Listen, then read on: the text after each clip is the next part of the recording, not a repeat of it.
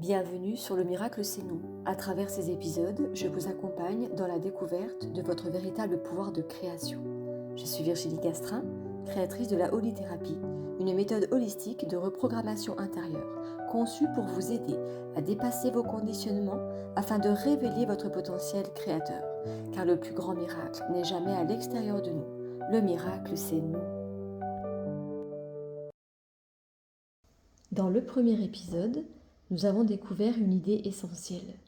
Ce n'est pas votre réalité qui crée votre personnalité, mais votre personnalité qui crée votre réalité. Autrement dit, ce que vous pensez, ressentez et faites de façon répétée finit par produire la vie que vous expérimentez aujourd'hui. Alors une question se pose. Si je veux une nouvelle vie, comment je peux faire avec le même cerveau, les mêmes émotions, les mêmes habitudes ? Eh bien, les neurosciences nous donnent un début de réponse. Elles nous apprennent que nous avons entre 60 000 et 70 000 pensées par jour. Et ce qui est fascinant, c'est qu'environ 90% d'entre elles sont les mêmes que la veille. Prenez un instant pour mesurer ce que cela signifie. Si je pense comme hier, eh bien je vais ressentir comme hier.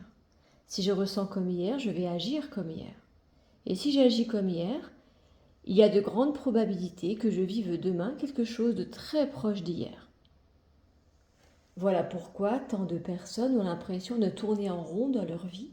Elles ne font que répéter quotidiennement ce qui renforce et recrée tout ce qu'elles ne voudraient plus. Et tant qu'elles ne changeront pas de l'intérieur, leur vie ne changera pas. Pour pouvoir changer vos habitudes, il vous faut d'abord bien comprendre comment elles se mettent en place. Chaque pensée que vous avez active des circuits neuronaux dans votre cerveau. Et lorsque ces circuits s'activent, ils produisent une chimie particulière qui descend dans votre corps. Cette chimie devient ce qu'on appelle une émotion. Puis cette émotion renforce la pensée qui la crée. Vous commencez alors à ressentir ce que vous pensez, puis à penser davantage ce que vous ressentez. Et sans même vous en rendre compte, vous entrez dans une boucle émotionnelle.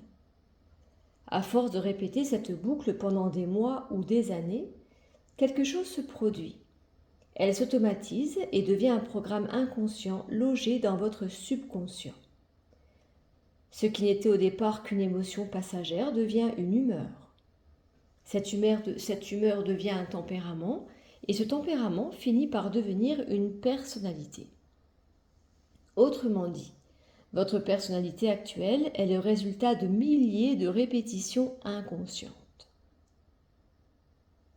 Le problème, c'est qu'à force de répéter ces états, vous finissez par croire qu'ils sont vous. Vous pouvez alors dire de vous-même « Je suis anxieux, c'est ma nature, je suis timide, je suis jaloux, je suis comme ci, je suis comme ça. » Mais en réalité, ce n'est pas qui vous êtes. C'est simplement ce que vous avez pratiqué le plus souvent. Et c'est là qu'intervient une découverte extraordinaire. Pendant longtemps, la science disait que nos gènes dirigeaient notre vie, comme si notre destin était déjà écrit, et qu'on ne devait que subir notre existence. Aujourd'hui, les sciences modernes, comme l'épigénétique, racontent une histoire beaucoup plus inspirante. Elles montrent que nos pensées, nos émotions, nos habitudes et notre environnement influencent la manière dont certains gènes s'expriment. Ce qui veut dire que ce ne serait pas un problème d'avoir le gène d'une maladie grave tant que celui-ci n'est pas activé de façon répétée.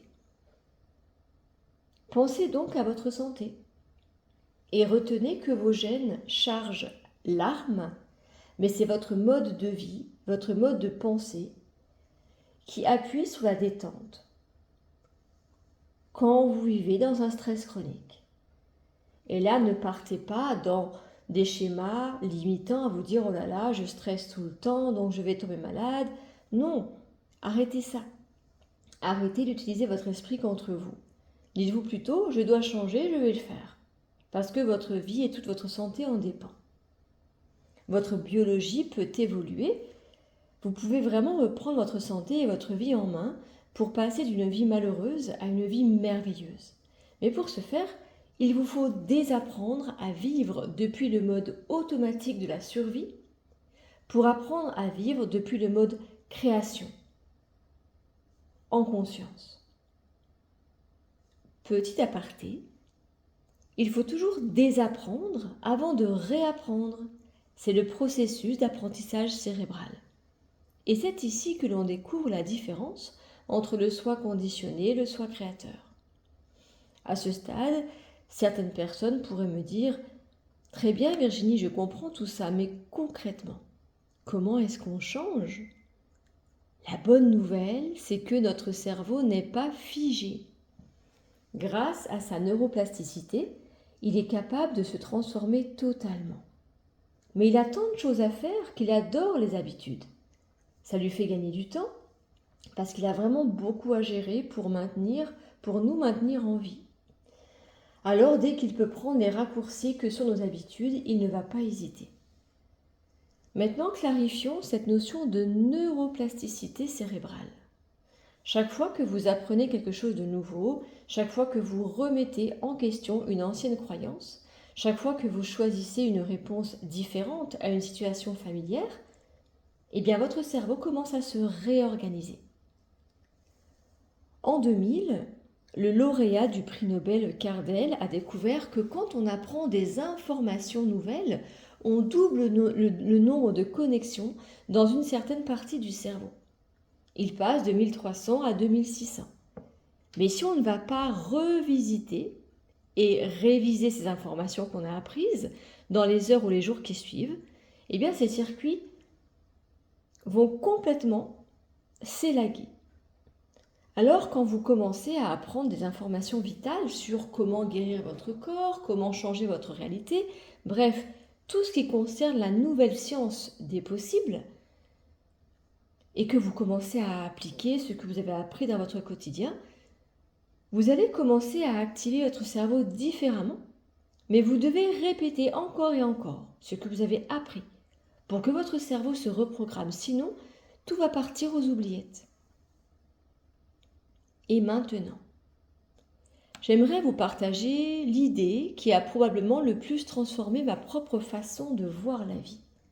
Il existe deux manières totalement différentes de regarder la réalité, de la regarder et de l'expérimenter. Il y a le premier modèle qu'on connaît tous, le modèle classique de la réalité qui dit « Je serai heureux quand ?» Par exemple, je serai heureux quand j'aurai minci, quand je serai guéri. Je serai serein quand, je serai confiant quand, je me sentirai aimé quand je trouverai l'amour, etc. Autrement dit, dans ce modèle, ce sont les événements qui produisent l'émotion qui nous font nous sentir bien, plus complet, aimé, en sécurité, reconnaissant, etc. On a tous appris à vivre comme ça. C'est un programme en nous qui s'est construit de jour en jour et c'est vraiment devenu la norme collective. Et bien du coup, ça nous fait encore plus croire que ça ne peut pas être autrement, qu'on ne peut pas vivre autrement. Mais vivre ainsi est extrêmement limitant, aussi bien pour notre santé que toute notre réalité complète, puisque en fait, on attend toujours que l'extérieur change pour nous sentir mieux. On reste alors dépendant des circonstances de nos vies et on subit notre vie plutôt que d'apprendre à la créer selon nos désirs. Ce modèle classique est celui où nos sens physiques définissent la réalité. L'autre modèle de la réalité, qu'on appelle modèle quantique, existe au-delà de nos sens physiques. Il inverse complètement la logique du modèle dans lequel on vit tous. Il propose de commencer par devenir intérieurement la personne que l'on souhaite être, avant même que les preuves apparaissent. Les preuves ont deux mots, les plus loin preuves. Il nous demande de ressentir en soi ce qu'on ressentirait si nos désirs se manifestaient. Et ce, avant leur manifestation réelle. Ça veut dire, l'idée c'est de convaincre le corps que ce qu'on veut c'est déjà produit. Ce faisant, ça nous propulse dans de nouvelles pensées, de nouvelles sensations, une nouvelle chimie dans le corps, et le corps quitte alors les schémas et l'énergie du passé. Il fait un saut quantique dans le futur désiré. Et là, on envoie littéralement de nouveaux signaux à de nouveaux gènes avant que l'événement arrive. Et c'est ainsi que le corps et le cerveau commencent à se modifier, comme si l'expérience s'était déjà produite. Et comme la pensée envoie un signal électrique et que l'émotion envoie un signal magnétique, on émet un signal différent que d'habitude. On devient une antenne qui émet la fréquence du potentiel choisi et qui va naturellement l'attirer dans sa vie, car tout n'est que fréquence et information en nous et autour de nous. Alors peut-être que la véritable question n'est pas comment changer votre vie, mais plutôt qui devez-vous devenir pour que vos désirs se manifestent. Car votre avenir ne commence pas le jour où les circonstances changent, votre avenir commence le jour où vous commencez à penser, ressentir et agir différemment. Et c'est précisément là que naît votre pouvoir créateur. Changer sa vie commence d'abord par changer sa vibration. Chaque pensée, chaque émotion, chaque souvenir, chaque intention crée une vibration. Cette vibration, elle va venir informer nos cellules, elle modifie nos états d'être, elle influence notre biologie et interagit avec notre environnement. Nous émettons en permanence un champ électromagnétique mesurable qui reflète notre état intérieur. Ce champ, il va attirer et repousser. Il crée des synchronicités et il modifie nos expériences. Vraiment, changer votre vie commence toujours par changer votre vibration. Parce que vous n'êtes pas qu'un corps physique, mais vraiment un champ d'information vivante. Et pour accomplir cette transformation, eh bien, la vie, elle nous a offert un organe extraordinaire. Un pont entre notre biologie et notre conscience, entre le visible et l'invisible, entre ce que nous sommes aujourd'hui, là, maintenant, et ce que nous sommes capables de devenir. Et cet organe, eh bien, c'est notre cœur. Le cœur possède plus de neurones que le cerveau. Ainsi, il est l'organe qui influence le plus le corps et l'esprit. Alors, en travaillant depuis notre cœur, nous avons la possibilité de nous transcender littéralement. Alors, j'aimerais maintenant vous guider dans un exercice express de cohérence cardio-neurovasculaire qui va vous permettre d'apprendre à passer facilement du mode survie au mode création. Donc, installez-vous, le dos bien droit, fermez les yeux et puis commencez par déposer une ou deux mains au centre de votre poitrine. Respirez plus profondément que d'habitude. Faites de votre mieux pour ressentir un sentiment d'appréciation, de calme, de confiance. C'est de l'amour. Vous n'avez que ces trois choses à entretenir: la respiration plus profonde, la concentration dans cet espace de votre cœur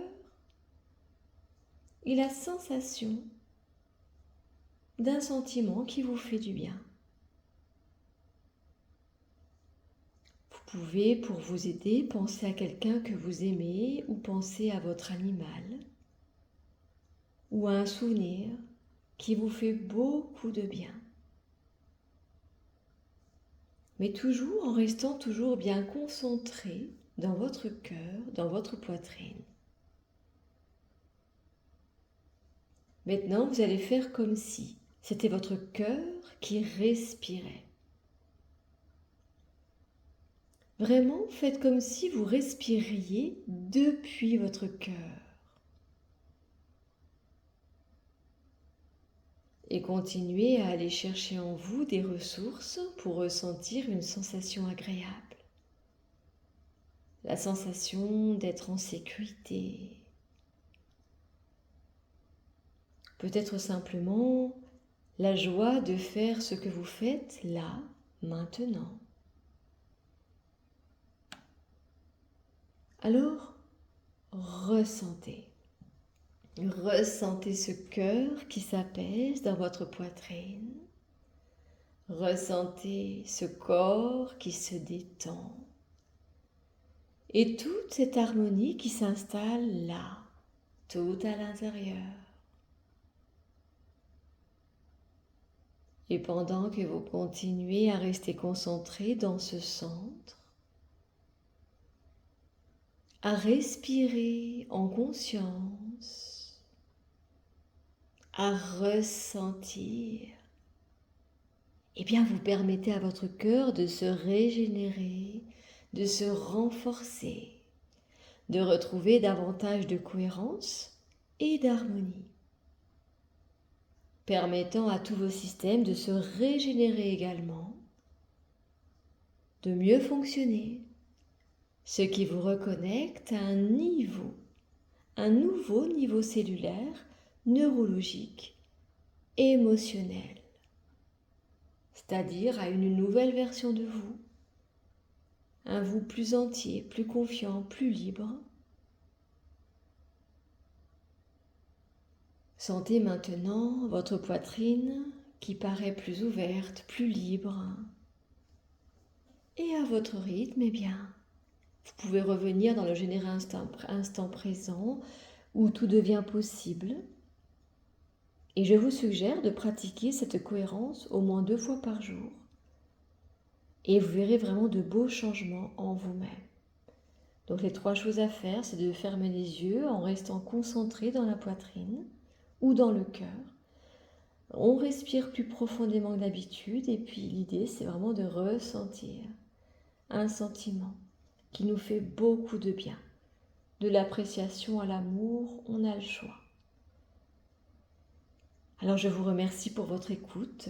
Si cet épisode vous a aidé à mieux comprendre les mécanismes qui façonnent votre vie, pensez à vous abonner, à laisser un commentaire ou un pouce levé et à le partager autour de vous.